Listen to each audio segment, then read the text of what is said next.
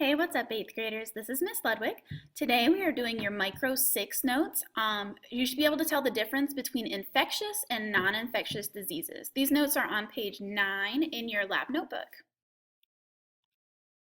Okay, so first of all, we need to talk about what is an infectious disease. We've been talking about this all along. An infectious disease means that there is a pathogen in your body that causes disease. And as you see on my little chart over here, these are our 5 main types of pathogens. We've talked about viruses causing things like the common cold or the flu, bacteria causing things like strep throat, fungi can cause ringworm and athlete's foot. Protists live in moist environments, so things like amoebas and paramecium, they can cause, you can get them from water that you drink out in the woods, or if you go swimming in a pond. And then of course we started off this unit with parasites, where you might have a parasite in the soil, or it could be in contaminated water, or in food that's not cooked properly. So an infectious disease is caused by a pathogen, and it will cause damage to your cells in your body. And in your notes, it does say is caused by the presence of a pathogen, and then it has in parentheses, that's a disease-causing substance. Disease-causing. Again, our 5 major groups of pathogens are number 1, bacteria, and here are just some examples of types of diseases that these different types of pathogens can cause. So strep throat and tetanus. Tetanus is something that you can get like if you pick up or you like step on a rusty nail somewhere. A lot of times you might need a tetanus shot to make sure that you don't get tetanus from the bacteria that could be living on that material. Viruses, again, cause things like the common cold, flu, or influenza, which is its fancy name. HIV, which is the virus that leads to AIDS and causes issues with your body being able to fight off other diseases like the common cold. Fungi is one, again, that causes ringworm, athlete's foot. Remember, ringworm is not actually a worm, it's a fungus. Or histoplasmosis, which is an infection of the lungs from being exposed to bat or bird droppings. We have protists, which can cause things like malaria. The disease malaria is caused a lot of times by mosquitoes. So it's actually the protist that is inside of the mosquito's belly, and then when the mosquito bites you, it transfers that protist into your body and gives you malaria, which would give you like flu-like symptoms and things of that nature. Dysentery is a fancy name for really bad diarrhea that can actually kill you. It's an infection of your intestines. Chagas disease, which you can get from insect bites as well. If it's not cleared up, it can actually, usually it's like swelling and that kind of stuff, but if it's not cleared up, it can actually cause heart failure. Then we have parasites. Parasites are things like ticks and mosquitoes and fleas. Ticks, if they bite you or they bite your dogs, they can give Lyme disease. Mosquitoes carry a lot of different diseases, Zika virus, for instance, or malaria. The fleas were actually the cause of the bubonic plague. They were transferred from the fleas on rats to humans. And tapeworms and hookworms, again, are some really good examples of parasites that everybody loves to look at. And then we also need to remind ourselves, how are those pathogens spread? And this is just a quick review because we've kind of talked about this. The number one way that pathogens are spread are from contact with an infected person. That can be directly because I'm hugging them or shaking hands, or it could be indirectly because I'm sneezing or coughing near them and somebody kind of inhales their little droplets. We have an environmental source, which could be soil. You could eat contaminated food. You could have some romaine lettuce with E. coli bacteria on it. You could drink some water that might have an amoeba in it that would cause you to get sick, or just the air with the viruses and bacteria that float around the air. A contaminated object, which would be an example of the Chromebooks that you touch every day, that you're touching right now, full of pathogens, the desks, doorknobs, sharing a drink with somebody. And then lastly, biological vector, which again is an infected animal, such as a mosquito or a flea or a tick, that transfers a disease to your system. And a real quick graphic that just reminds you of our basic hygiene of how to stay healthy. If you are sick or you sneeze into your hand or you shake hands with somebody, you want to avoid contact with rubbing your eyes or your nose. You definitely don't want to put your hands in your mouth because these are major ways that pathogens are spread. And pathogens can also be spread through bodily fluids, through the injection of medications through a needle, or through drug use with a needle, or contact with somebody's blood. There are blood-borne pathogens, or any other kind of bodily fluids. And then we have non-infectious diseases, and we've talked about this before too. Non-infectious diseases are not caused by pathogens in the body. It is not something that can be transmitted or spread from person to person. And we'll go over a few examples of things that are considered non-infectious diseases. So here are a few pictures. You might be thinking allergies.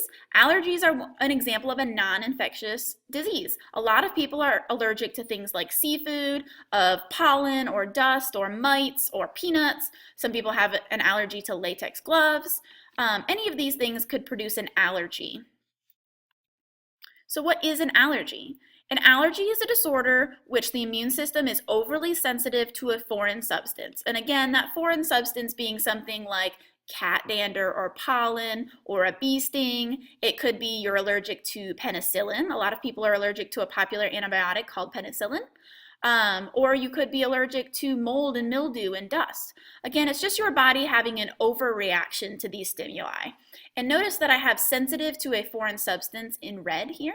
That's to make it a little bit easier on you. So in your notes where you have examples of non-infectious diseases, number one is allergies. You can just write the things that are in red here so that I know it's a short line. You can just squeeze in a few words there.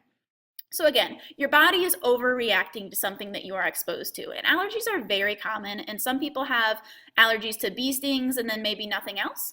And other people have allergies to a whole lot of different things. And again, some examples of allergens include dust, pollen, mold. Some people are allergic to peanut butter or peanuts in general. And again, your body is just overly reacting to those substances. Another type of non-infectious disease is asthma. Asthma is a disorder where your respiratory passages narrow, causing a person to become short of breath. And so here we have a little picture of your normal bronchiole, which leads to your lungs where you breathe. And then this is somebody that's having an asthma attack, okay? You can notice that the passageway for air is kind of closed tightly. I don't have asthma, but I have heard it described as you're trying to breathe, take big deep breaths if you were just breathing through like one of those tiny stirring straws. I can't imagine that would be very comfortable. People feel like they're literally suffocating to death when they're having an asthma attack. So asthma, again, is just where your respiratory passages narrow, making it difficult to breathe. And a lot of times people have a medication like an inhaler that would help that inflammation to go down. We've talked about diabetes before. Again, diabetes is an example of a non-infectious disease. It is not something that can spread from person to person. The body does not produce enough insulin or cannot use it properly. That's what diabetes is. Again, body doesn't produce insulin is what you can write on the line next to diabetes. If a person is diabetic, they may feel weak, they might be hungry, they might lose weight. There's a lot of different symptoms that can go on depending on the type of diabetes that they have or what exactly they're experiencing. But type 1 diabetes is where you produce little or no insulin. And here's just a little graphic that kind of describes how that works in your body. And if your pancreas is not making any insulin, that insulin does not enter the bloodstream, and then it builds up in the bloodstream later. And then there's type 2 diabetes where your body just doesn't respond to insulin. So your body is making the insulin, but your body doesn't know how to use that insulin properly. Cancer is always a big topic. Again, cancer is a non-infectious disease. Sometimes there is a genetic link in cancer, depending on what type of cancer it is. You might have a certain gene where you see a history in your family where lots of people seem to get the same type of cancer. And then other cancers are caused by environmental factors, which we'll talk about in just a moment. So what is cancer? Everybody talks about it, and I think a lot of people don't have a true understanding of what cancer actually is. So cancer is a disease where your cells are growing abnormally fast, and they don't know how to stop dividing. So we talked about in our last molecular biology unit about the process of mitosis and how cells divide. There are directions for this process. Cells are supposed to divide until a certain point, and then they should stop. But when you have cancer, your cells just divide and divide and divide, and they can't stop, which a lot of times produces a tumor or a lump. That's how you recognize it, is because it's really just a mass of a lot of cells that can't stop dividing. Here's an example of some normal tissue here, and then this is showing somebody that has colon cancer. And again, this process is just kind of showing how that mutation or change happens, and then how they start producing way too many cells and you develop a tumor or cancer. Okay, so what are environmental carcinogens? The stem carcin means cancer. And yes, there is a way, a place right in your notes where you need to write carcin equals cancer. So our carcinogen is something that produces or causes cancer. Something else that can happen is a mutagen. A mutagen is a substance that changes your DNA. So we've seen that in a lot of different kind of comic book characters like Spider-Man, Teenage Mutant Ninja Turtles.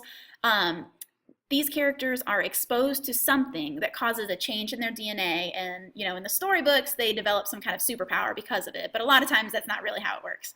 I don't know anybody that has superpowers caused by a mutagen. But again, a mutagen is just a change or a difference in the DNA where chemical agents have altered it or changed it. And you can see in this piece of DNA here that this yellow part, that would be a mutagen or a change, where something has happened to the DNA to cause it to be different. And examples of environmental carcinogens. So I mentioned some cancers have genetic factors where it's just in your genes, in your DNA, there's not anything you can do about it. It may get passed down to you from another family member. But some carcinogens are caused by the environment around you, and there are things that you can do to reduce your risk of getting those cancers. So one of them would be ultraviolet light or UV light. That's the sun.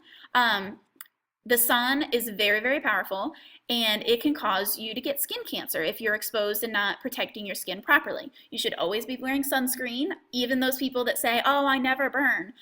You may not burn, but your skin is still experiencing sometimes too much ultraviolet light, and it can cause skin cancer down the road.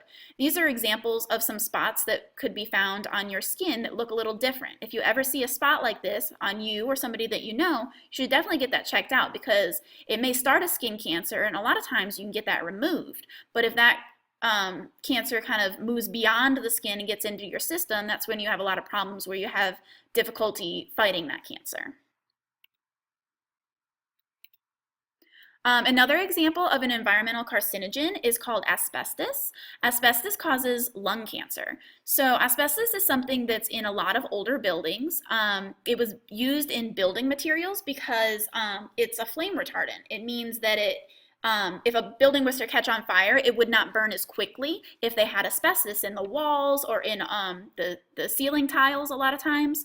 But later down the road, we realized that asbestos, although it is great for helping reduce the risk of fires, when somebody starts knocking down walls or doing construction in walls or ceiling tiles that contain asbestos, and they breathe those particles into their lungs, it causes them to get lung cancer later.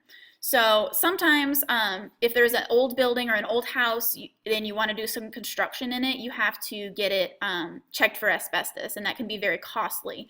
But again, the reason it's costly is because they need to remediate it. They need to take it out safely so that nobody develops lung cancer down the road. Again, just another example of an environmental carcinogen or something that can cause cancer. And lastly, we have tobacco products. We all know that cigarettes and chewing tobacco and any other kind of tobacco product is not good for you. Here are a couple good little examples of the way that these things interact with your body. Here's a set of healthy lungs, and these are lungs after somebody has smoked. It literally turns them black. Somebody that uses dip or chew or whatever you want to call it, they can develop mouth cancer, and it is not pleasant, as you can tell. It's not cute. Part of the reason being because cigarettes contain so many different things, and this little graphic is great because it contains a lot of chemicals that you would never ever consider putting in your body. Things like ammonia, things that are in paint, things that are in batteries, things that are in lighter fluid. arsenic, which is straight poison for rats. All of these things are put into cigarettes to make them more addicting, and you in turn are taking those into your body and increasing your chance of developing several different types of cancer. So again, tobacco products are another thing that you need to stay away from in order to try to prevent yourself from developing cancer. Okay, so that's the difference between infectious and non-infectious disease. Again, infectious disease are caused by a pathogen like a virus or a bacteria. Non-infectious diseases are not. They cannot be passed or transmitted from person to person.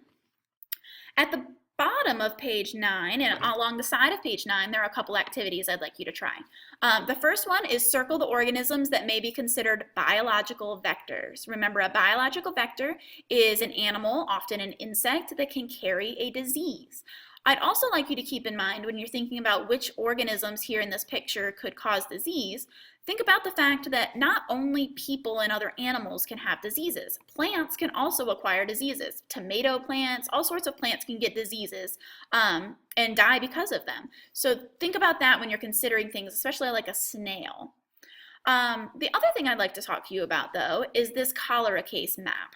At the bottom of page 9, there are a few questions that go on this, but I'd like to give you just a quick rundown of the history behind this cholera case in London. It's actually a really historic study. It happened in London in 1854. And what they noticed was, you have to think about the settings of the history. So cholera is a bacterial disease. It's caused by bacteria that gets into water, and it can cause things like severe diarrhea, dehydration, and usually, again, is spread in water, but it can make you very, very sick and die. But you have to consider the circumstances of London in 1854. It was not that clean. Sewer systems were not everywhere. People would take their their waste, I guess you could say, and dump buckets of it out the window into the street. They had butchers along the streets working, chopping up cows and stuff, so you could go get some tasty steaks, but right on the street where it was very unsanitary, you had rats and things of that nature running around, leaving all their feces, their droppings everywhere, and that kind of stuff gets contaminated and gets into the water system. So just knowing that, it caused a worldwide pandemic, actually, which means that the disease spreads worldwide and kills a lot of people. So just keep those things in mind when you're answering some of the questions here about the cholera case. All right, I think that's about it. Real quick check-in on the organisms. I think I'm going to show you the answers. Here we go. So mosquitoes, flies, ticks, snails, lice, fleas, all of these different organisms, even raccoons could be carrying something like rabies.